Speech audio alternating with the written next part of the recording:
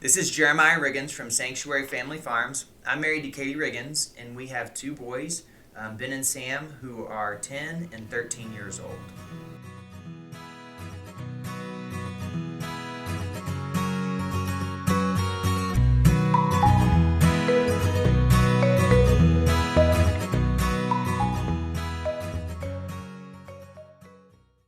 I've spent the majority of my adult life dealing with trauma.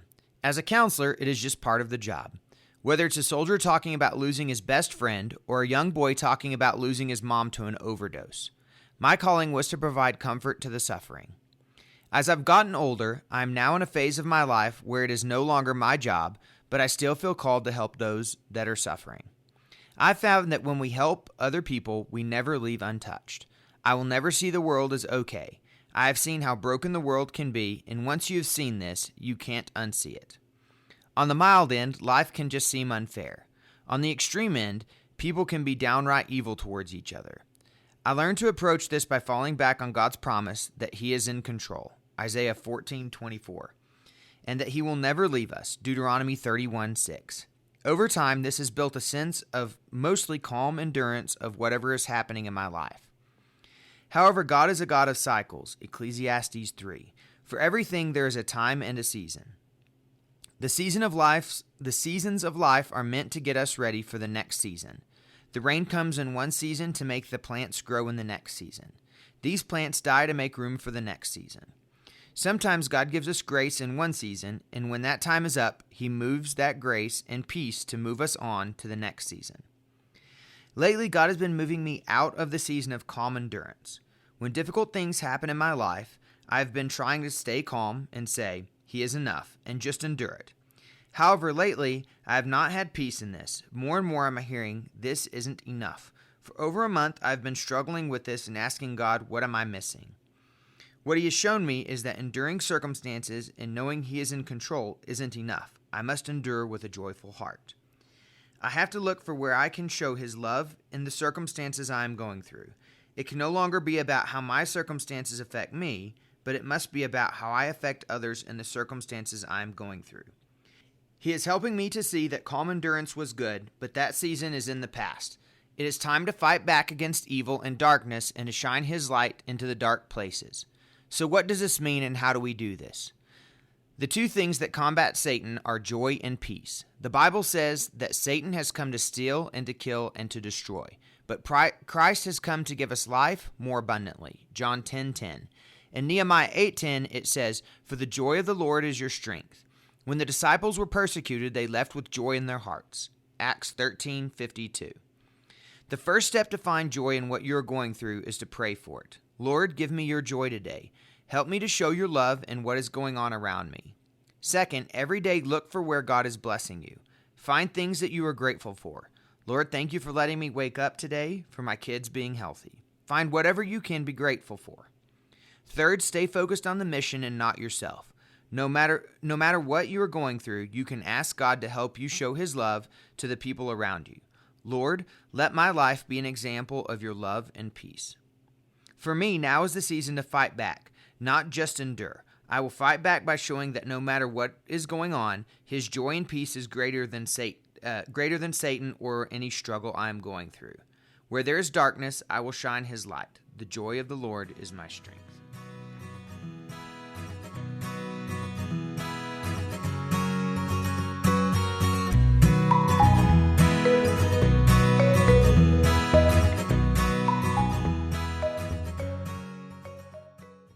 So, Bear, interesting that you talk about that, the new phase in your life of growth. So, what is the effect of, what do you think God is saying to you by not just to accept it passively or to let it go by or just forget it, but to be able to counter it? But your emphasis on countering it with joy. What do you think the counter is? What's coming up in your life that's saying, I need to be this way instead of that way? Yeah, I think I certainly spend a lot of my time thinking about like biting my tongue, right? So not saying the things that I shouldn't say or not lashing out or not that. But I think for me, I've got to move from this idea of doing damage control to the idea of, how would Christ react in this situation? Not overreacting or sitting there passively, but how do we step into the situations that we don't like and actually do something? Well, that is a hard question, because most of the time when we change from one to the other, there's a tendency to overreact, to go from, I've been silent, therefore I'm going to scream. And yet maybe scream is not the next phase after silent. Or scream may not even be the final phase, but it seems to me in our own mind that phase that says, well, I'm not going to be silent, so I'm going to scream.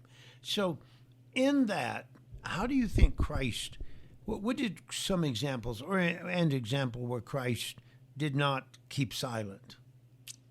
Well, I think when he was talking to Mary Magdalene, he certainly didn't keep quiet there. Or, when they were talking about stoning her and he started writing people's names in the sand, or started writing sins in the sand, however you interpret that. I think it was probably the sins. But, he started writing in the sand. He certainly wasn't quiet there. I think when he was in the temple and he ran him out of the temple, he wasn't quiet there. I think not if anything, but I think Christ was extremely outspoken.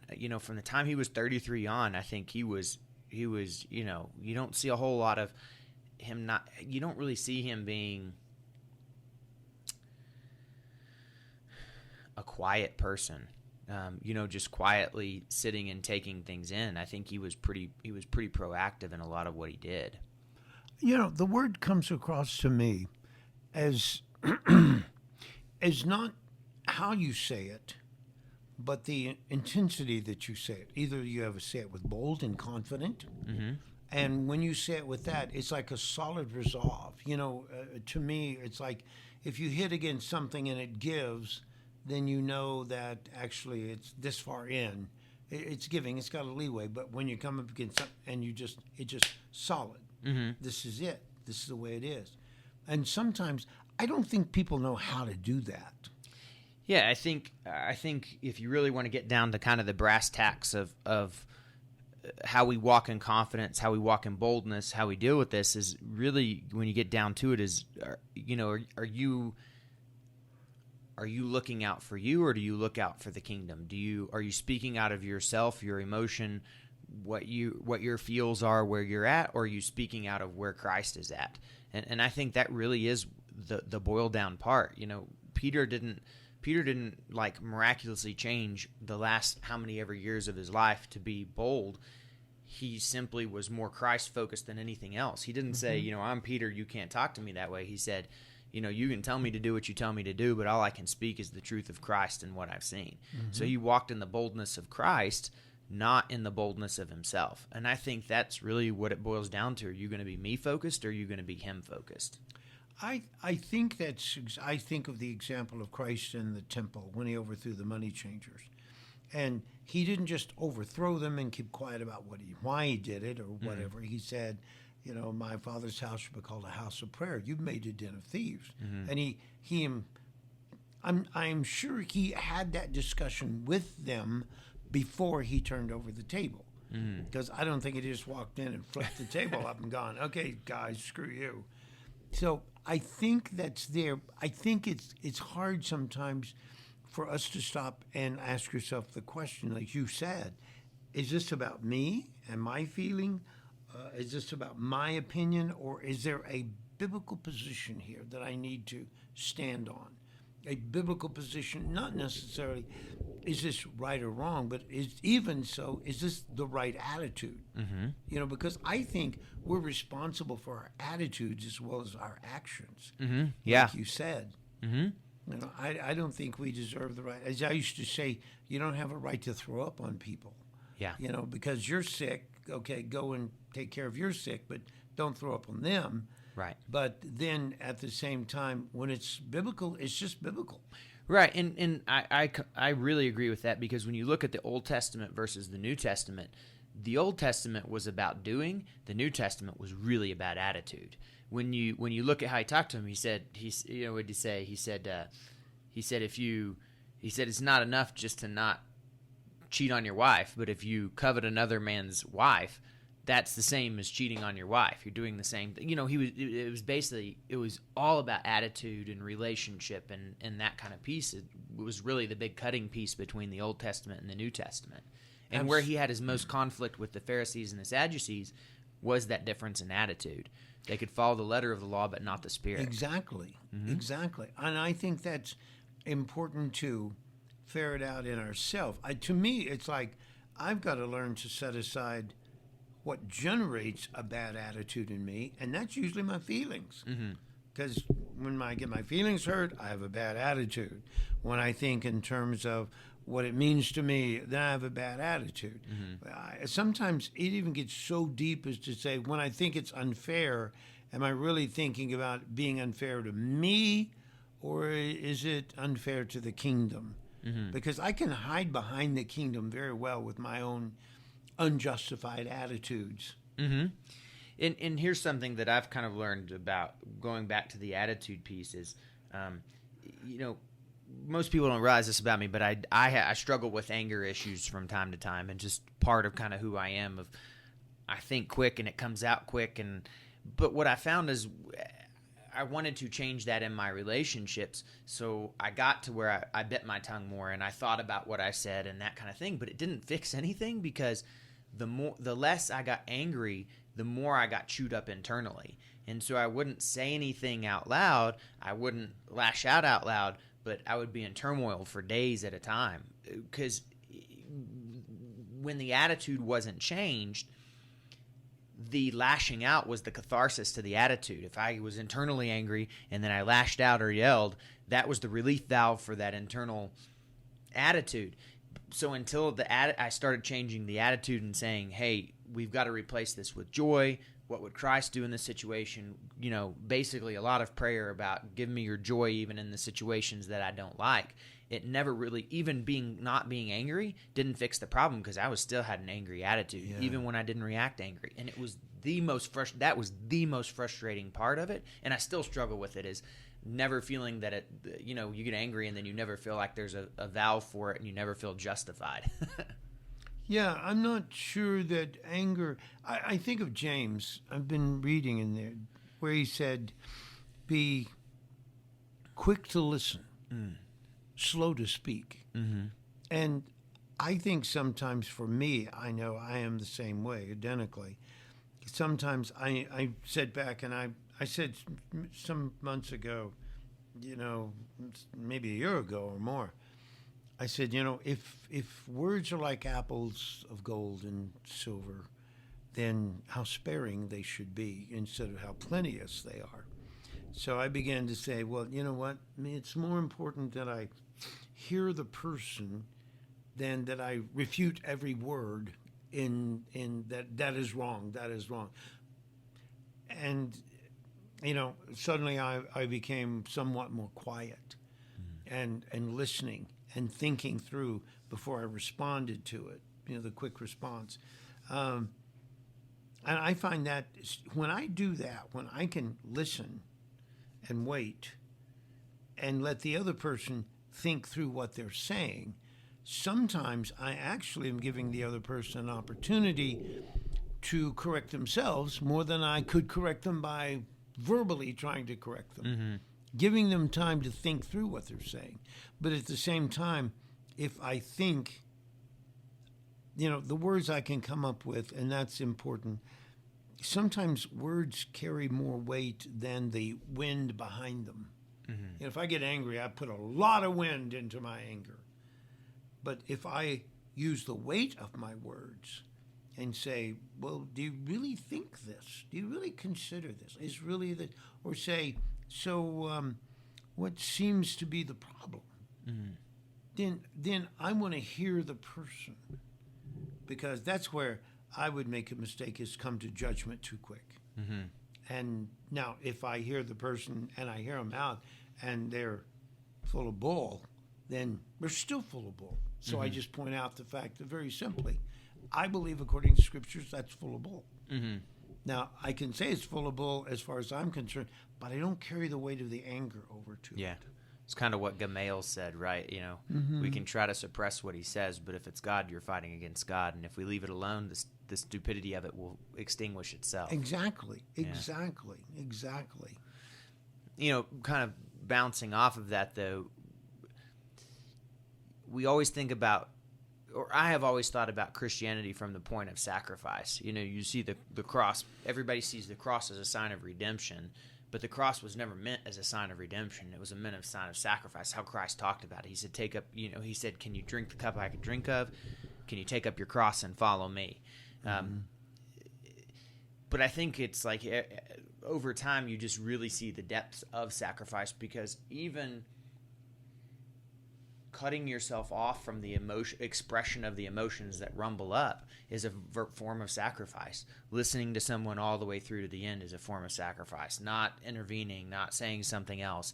Sometimes that means, in relationships, sometimes that means you're going to be the one that gets whipped up on because you're not going to express it, or you're not pushing back to listen to what they have to say. And sometimes you don't want to hear what they have to say, or sometimes what they're saying is just irrational. Sometimes I think you're absolutely true, because sometimes it's like, well, I got to defend myself. I don't want to be painted as this picture and not give a verbal response back or more. And I'm like, I am what I am, and you can't make me more than I am. You can't make me less than I am. But if I'm not comfortable and I have to defend that, it's the old proverbial thinking you and I would know of as you're a psychologist, as a counselor. Me as a counselor, when people come in and they say, hey, I'm not an alcoholic. I'm not an alcoholic. Promise, I am not an alcoholic. Yeah. And you sit there and go, so how long have you been an alcoholic? Right. Because thou protested too much. Right. So I think that in ourselves having the confidence that we don't necessarily, or we are not necessarily the people that are really going to change other people. We just want to stand in the confidence God has given us. Yeah. Well, and we're not even going to change ourselves, really, at the end of the day. For all of the sophistication of psychology and all of the infinite volumes of books written on it and everything else, and having been trained in all of that, I realize sometimes that those deep hurts and those deep pains aren't healed by rationalization. They're healed by work, and the work is you go do what you're supposed to do, and he heals it along the way.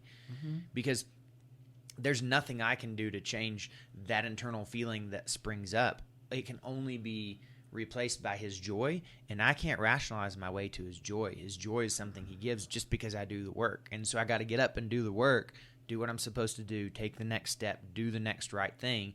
And even if I am the one getting beat up here or there, I mean, Lord knows I've done my share of beating people up verbally too. So even if I'm the one getting beat up here or there, the reward is his peace at the end of it. Yes, I think it is, but I think that's such a deep thought that rarely do people get to it. It's like the thought of when you ask yourself the question, in psychology, we used to say, or in counseling, we used to say, well, what caused this? What are the symptoms? What are the effects? Let's go back and do the history and the analysis and find out why this happened to you and this happened to you. And in all of that, after 30 years of that, you come to the conclusion, knowing why it happened doesn't change it. There's got to be something, because it's all a distortion of ourself. And until that self is reconstructed in Christ, right, that distortion doesn't go away. Right, and we have the path written out, what we're supposed to do. If you walk what's written in there and you try to have a relationship with God and you walk out what's in the Scripture, the healing occurs on the path. It does. You don't heal back here and walk forward in the path. The healing only happens in the path as you're walking it. How exactly right that was. We remember the story of the 10 lepers that Christ healed, and he said, "You're healed," but the law said that a leper who was healed or the leprosy went away, they had to go show themselves to the priest and get a kind of certificate that you're healthy enough to come back amongst the people. And the Bible says that as they went, they were healed. Yeah. I mean, they had to decide to, okay, I got to go to the priest, and you know what? It still looks like leprosy. But as they walked, they were healed. Well, and look at Paul too, because I was reading in Acts this morning.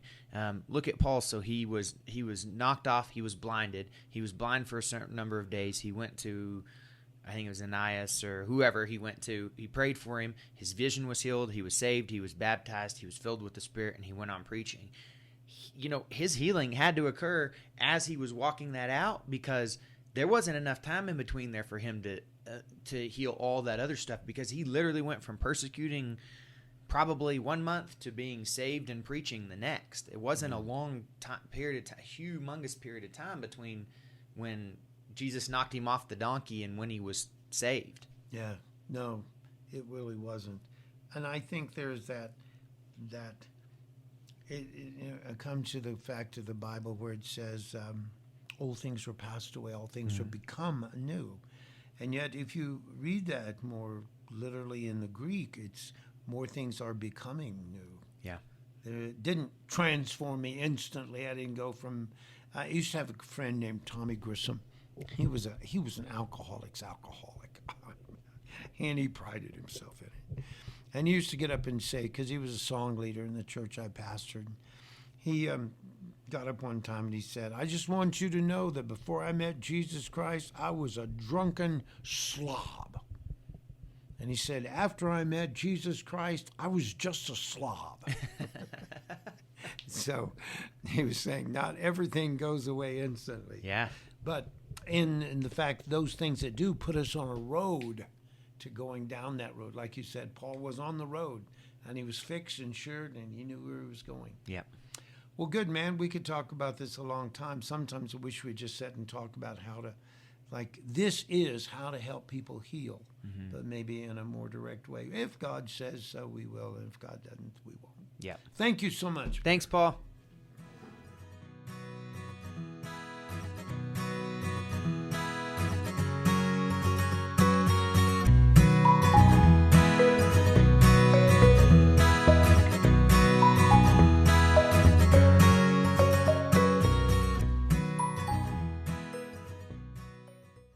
Hey y'all, thanks for joining us for Around the Supper Table.